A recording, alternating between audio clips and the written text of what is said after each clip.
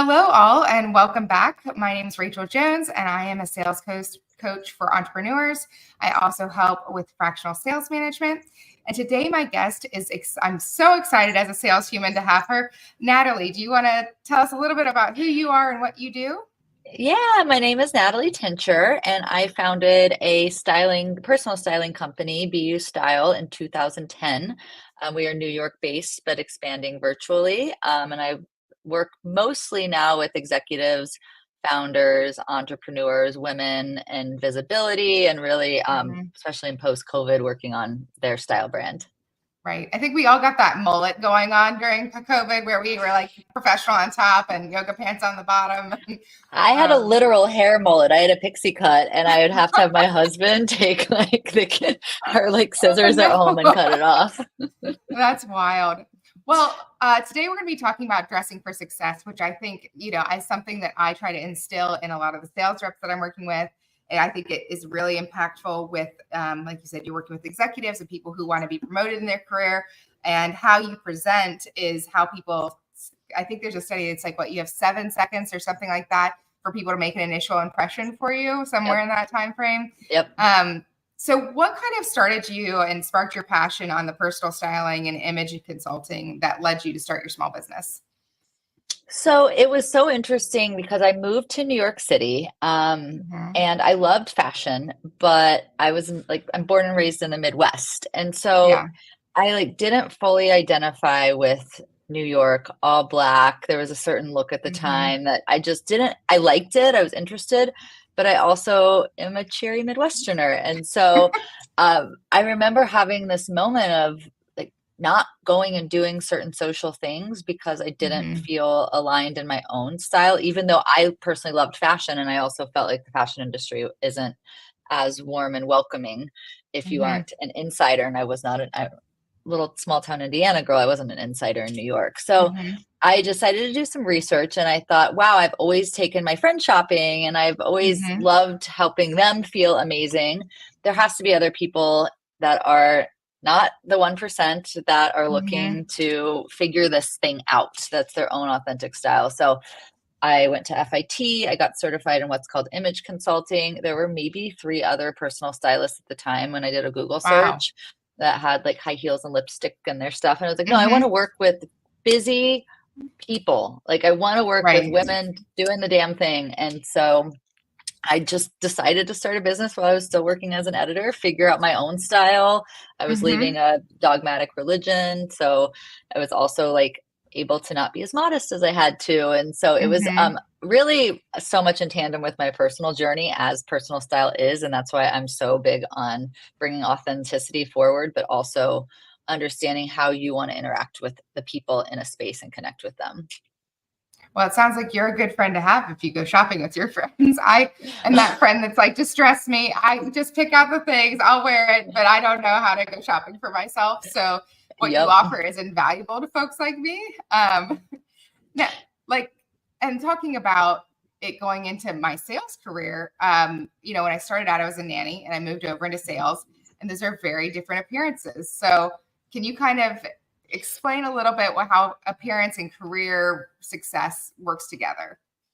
Yeah, it's just so multifaceted, and I love the psychology behind so much of it. And I really look at it as merging your environments and how you want to Mhm. impact the environments, and also respect a space of Mhm. understanding, and that could be any level of dress, and how you want to present yourself, how you want to walk in Mhm. and feel amazing, that your clothing truly isn't a distraction, it's an enhancement. So we all know when you've walked in, you're in something that's like, this just doesn't feel right. And then I Mhm. look at clients' body language, and I always encourage people to Mhm. start noting their body language, because a lot of times you know what's you before you even look in a mirror. You Right. know, your body just tells you, and I call it your confidence pose. Some people lean to the side, some people move forward, some people do a little head shake, and you start to know, under read those cues to understand Mhm. also your actual response to it. But it really is so much about your environment and your day, but then also merging that authenticity picture, especially now. Mhm. There have been a lot of studies in executive presence that the appearance portion of it, the priorities has shifted majorly. There was just an HBR edition dedicated to that, I think last year. But it was the fact that now when people value appearance in executive presence, it is based on authenticity first versus Interesting. any other consideration before. And so I think that's really a shift when we don't have dress codes like we used to. Right. Well, and I think that there's such a shift in difference. We were chatting about this prior to hopping on, about that there's like generational expectation as well. So while you might have somebody that is in the baby boomer generation that really thinks that dress professional, like business professional, is the most, the highest that you should do, and you should present yourself that way at all times. I think when you look at the millennials and the Gen Zs and the Gen Alphas, they don't see that, especially because they were off screen on COVID, doing a lot of virtual. And so finding that mixture has got to be difficult, right? It can be very difficult, especially to your point with all these generations and the expectations. And one place that businesses are not serving their employees well is by completely getting rid of dress codes. And then this is very confusing for employees on all ends of it, instead of empowering them to learn this new way of dressing. We talked about it with the Gen Z. There's been a lot of grumblings about how they don't dress up anymore, and I think there's an assumption that people know better, but we haven't been in workplaces. We haven't. They don't know. They don't have examples. And so I think that there's just a lot of confusion around it. And this idea of smart casual is coming back in, and it's a new phrase that we don't know about, where it's that hybrid of the business, but you could still wear jeans, but what are appropriate jeans? And there's a lot of confusion around. It's not really a specific item of clothes. Right. And that's something I teach people. I'm like, my grandma used to say there are no such thing as dressy jeans. And I was like, there is now. I just went to a restaurant the other day, and their dress code was, you can wear jeans, but not ripped jeans. And so it's kind of understanding the different levels that you're walking into. And again, not alienating your audience. If it's super business formal, isn't the adage that you can never be overdressed doesn't track true anymore. It could be really alienating if you're too formal in a setting. I think we talked about it. If you're walking into the nanny group and you're in a full suit, or you're in your, a power suit, and there's a disconnect then, because they're likely in yoga pants or jeans, t-shirt, like a different level of dress. And they're not going to want to hand me a baby that, like, for me to hold if I'm in dress clothes that they think might get ruined, versus my whole job is to show with my body language that I am capable of taking care of that child. I have style personalities, and it's an assessment I have that is proprietary and I put together, and it's based on your personalities, and also you can read a personality of a room based on that. Like relaxed is typically people who prioritize comfort. You probably want hand wash only, or not hand wash. You probably want machine wash only. You just don't want fussiness. But then there's polished, which is usually every detail put together meticulously. And so different environments can align more, and different careers can align more to different style personalities. We're all a spread of a lot of them, or all of them. And you can choose they all signal something different elements of clothing through these style personalities. So it's a fun way to look at it and to learn how to flex. I can nerd out about it all day. That would be awesome. What's interesting is I walked in one time to a client, and my dress code was business professional, and they were like a lawn and mowing company, and he was in khakis and a polo. And he said, if you ever come back in a suit, I will not talk to you and I will not buy from you.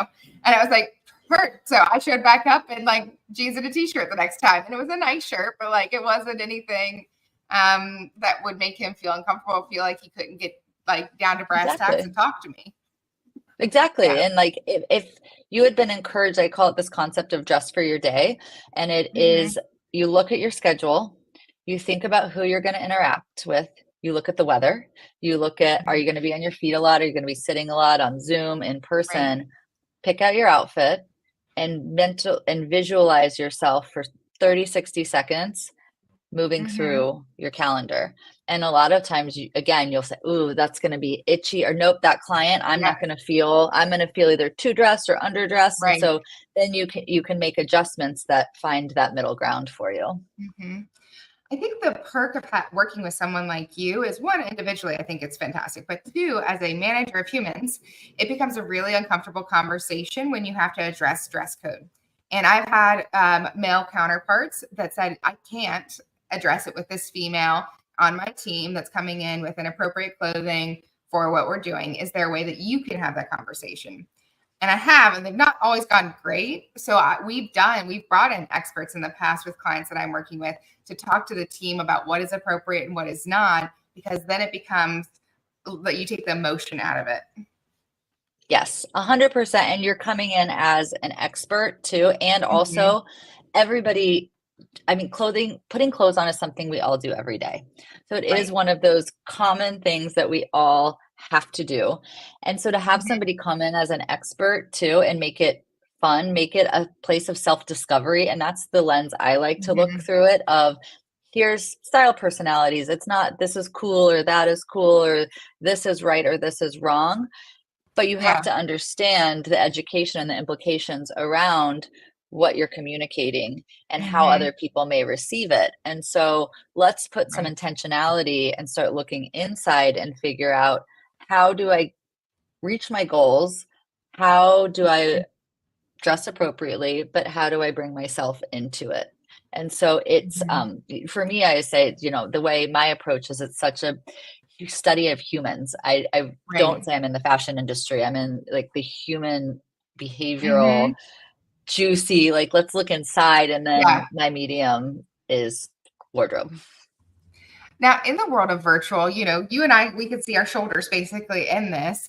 But I've always shared with folks like on my team, it's really, I have no eyebrows without coloring my eyebrows in, right? They're white blonde. So what are the things that people can do on their online like presence to kind of make themselves more appear more successful or more of a authority figure? Yeah, it's so interesting because you're not getting that whole like taking someone in head to toe. And Hmm. so I always think if there's something that can connect them, a signature essentially Right. on screen. And I think you've already set up a signature with your Hmm. lip. Like the Hmm. last time we met, you had a lip. For me, I always usually have a necklace or a scarf. That's one of Hmm. my signatures. Um, Yeah. and so I think it's that extra thought of, is there a color, is there something interesting that people Hmm. can then connect, or maybe it's your background, even that's part of your Right. style of, you know do I love certain books? We all went into that room Hmm. rater in COVID of like Yeah. room rater or whatever. And but I think it's your style can be such an interesting way to connect with other people. And also, Hmm. again, even on Zoom, it's like, I like having messy Yeah. hair. That's just who I am. Like I'm like Hmm. I'm relaxed, I'm a little messy, and like that's Yeah, fine. exactly. Now, what kind of services does BU Style offer prospective clients that are listening? Yeah, so we're again expanding in a virtual world. We do one-on-one clients. Hmm. I mostly take the same, clients over and over seasonally.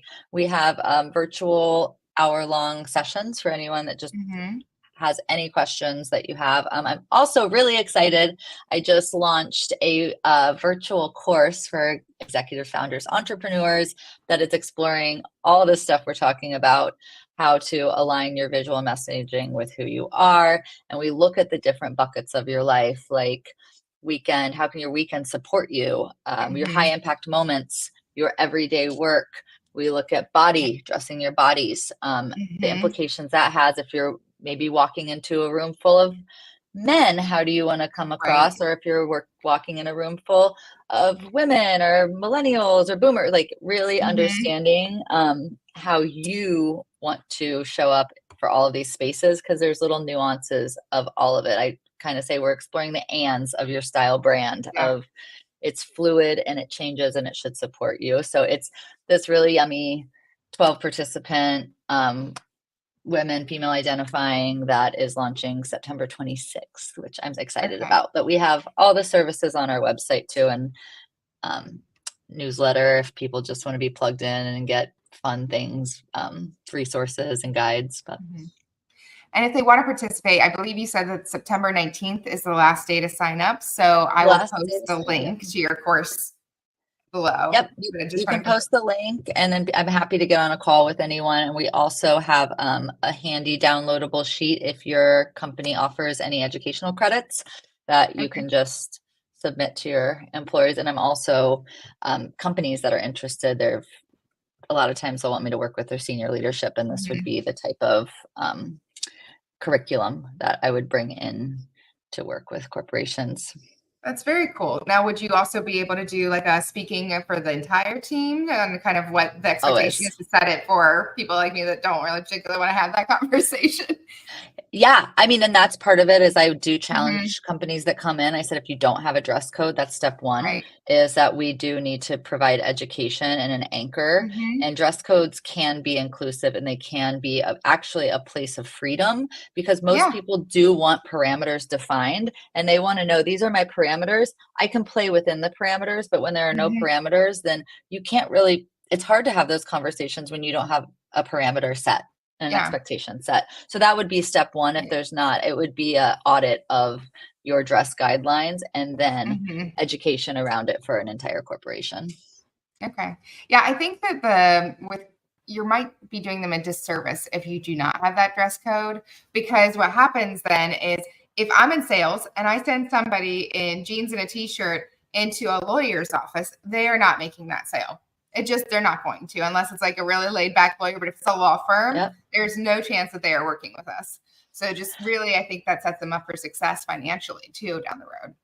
100%. And I also think, I think we hit on it when we were chatting before, is that we're assuming that people have knowledge of appropriateness. Right. I didn't grow up in a home that was socializing in different spaces. My hometown didn't Mhm. have, different law firms. Like we were a very Right. casual family. We went to church on Sundays, so that was a place that I learned. Or my Yeah. dad, when I'd go to the theater, would say, when you go to the theater, we respect the actors and actresses, and it was like the High School Mhm. Musical. But Yeah. we assume that it's very narrow-minded to assume that people know how to dress for Mhm. different environments and what the expectations are. I mean, I'm still figuring it out now too in this new world of Yeah. what's appropriate and what's not. And I've literally made it my livelihood to figure out like how Mhm. we align our levels of dress with the spaces that we're in. Yeah. That actually just brought up, and I didn't send this to you prior, but I'm just curious what your thoughts are. And I think as women, or people in general, as we change sizes, we try to hold on to clothes longer because we're like, okay, well, if I just lose 10 pounds, then I'll replace my clothes. But I think in a lot of ways that can make you start looking less professional if you're wearing clothes that don't fit you properly. And it sucks when you have to kind of adjust that. But what are your thoughts on like people waiting until they hit a certain goal weight to change out clothes? I understand. I honor it. I think it comes from different sides of it. There is the one side that I have clients coming to me and they're like, I am in the middle of a weight loss journey. Hmm. It's proven I'm actively or Hmm. changing their body or fitness journey. It's not even weight loss. Hmm. It's just anything. I'm in a trajectory right now that my body is adjusting. Hmm. So I think that you have to keep up with it and make a strategy for it and Hmm. give yourself grace along the way, Yeah. of saying, okay, this is working now. I may plateau. I may, like, Hmm. life happens. We can't control that. Right. I think if you're holding on to it in a pipe dream of someday I'm going to wear this, I think that that is causing us a lot of unnecessary mental anguish having it Hmm. hang there, and it's telling, subtly, often communicating to you that you're not good enough unless you fit into that, and that is going Hmm. to affect certain things about your performance. It's going to be that subtle chaos, and Hmm. those little negative gremlins talking to you. So I think Hmm. there's beauty in removing it, at least from your line of sight, Yeah. and looking at your closet and knowing that everything in it fits you now. I think that is an Hmm. important thing to know.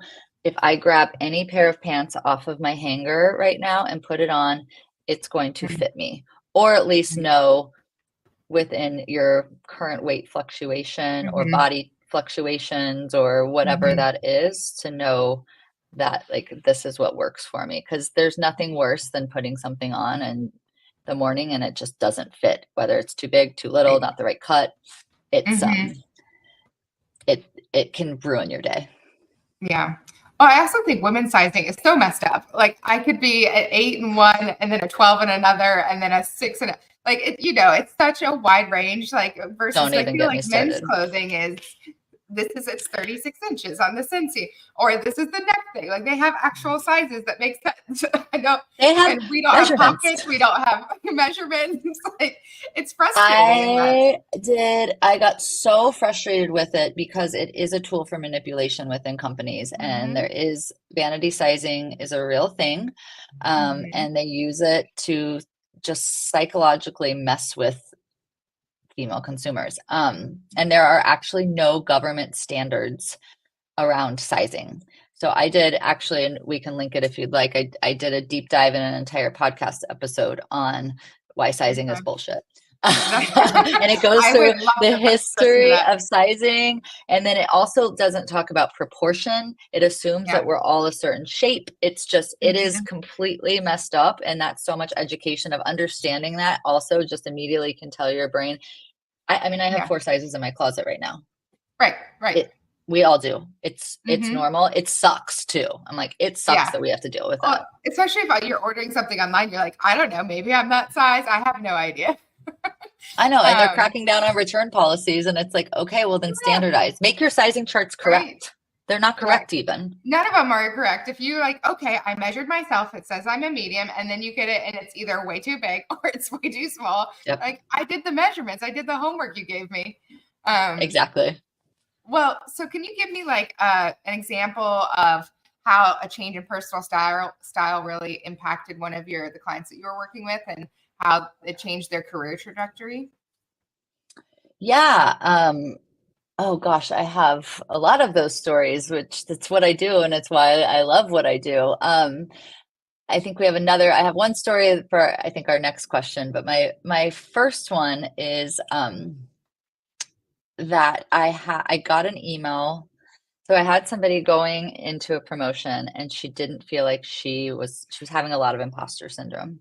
Mhm. Um, and she was really wanted that promotion, and we worked through her personal style through it of like, how do you want to show up? Let's talk about your journey. Let's talk about what's not working in your closet now. And we did the closet sort. We did a few shopping sessions together. We did the data. I made her try things Mhm. on. How did you feel? What worked? What didn't work? Because it is a lot of Mhm. discovery. And then she's like, Nat, the best part is a couple weeks ago, I got a picture. She's like, this is what I'm wearing going to see the CEO. I am now 2 rungs below the CEO, and now we have a retainer That's agreement together amazing. because when we first started working together, she was like, I one day want to have you on hand all the time. That is one of my goals. And I know to do Mhm. that, we have to figure out how to take care of myself now, invest in Mhm. myself, invest in my style. And that is such a key component in my career trajectory. And we Mhm. got there, and it's super That's cool now. So amazing. she's got like people reporting to her in France, London, That's US, awesome. Australia. I'm like, yes, it's super exciting. And when you have that like dress or suit or whatever, that's like your power fit, like your power piece of clothing that you're like, I rock this and I have all the confidence in the world. Like that just changes how people experience you, the Yep. how you sort of feel about yourself and how you present yourself. It's amazing. Well, and I call it having like your hero looks. Those are your high impact. Where you're like, I am like rock star energy right now, whatever Mhm. that means for you. That doesn't need to be like Right. bold and powerful, magnetic. And her lookbook literally is pieced by everyday work. And we'll Mhm. even segment it out when I'm with this team, when I'm here. And then Yeah. we have like the badass. These are my power looks. So when she's presenting to the Oh, I board love and that. so we break it down, or we even have her work from home and needing to bop. She's like, Mhm. I got to Zoom, and then I'm going to the gym, and then I'm picking my daughter up Yeah. from preschool. And so we dissect every nuance of her style within those spaces. I'm gonna need to take your class because I think So that's part cool. of the thing. I'm like, how do I mix and match the things that are in my closet? I know I can, but then I tend to go to the same shirt and the You same like should. jacket, and they go together, and that's it. And then I was like, okay, well now I have like 4 other shirts that I never wear, but they probably would go with it, but I just don't do it. And we limit ourselves. We sometimes then just limit ourselves when we don't put in that work. And the goal is that you have all of that set up. And so then you can make Mhm. that choice based on what your day needs to support you. Yeah, that's wonderful. So kind of wrapping up, what would be one piece of career advice that you would give professionals to improve their appearance and that would help them boost their careers, other than coming to your course and taking your course with you? Of course. I would really say that um, don't be influenced in this world. And Mhm, it's not just social media, it's being influenced by your friends, by your mom, by limiting beliefs. And it's mhm, really that your style is personal. It is personally yours.